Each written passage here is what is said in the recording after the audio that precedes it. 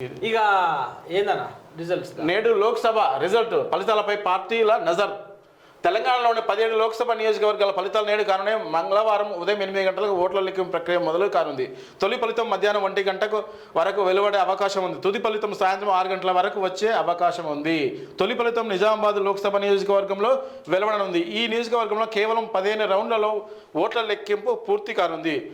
కరీంనగర్, నల్గొండ, హైదరాబాద్ నియోజకవర్గాల ఫలితాలు చివరిలో వెలువడే అవకాశం ఉంది. ఈ నియోజకవర్గంలో 24 రౌండ్ల చొప్పున ఓట్ల లెక్కింపు పూర్తిగా ఉంది. మొత్తానికి ఎన్నికల ఫలితాలపై ఉత్కంఠ నెలకొంది. 18 లోక్సభ అధికారం. ఇక పత్రికల్లో ఉన్నటువంటి వార్తలు ఇవి.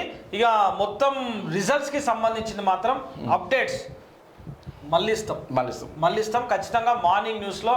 ఇక ఇప్పుడున్నటువంటి మార్నింగ్ న్యూస్ సబ్కా న్యూస్ విత్ మహేష్ ద్వారా ఇప్పుడు ఉన్నటువంటి మార్నింగ్ న్యూస్ అయితే ఇవి. దయచేసి ఛానల్ని మాత్రం చూస్తూనే ఉండండి.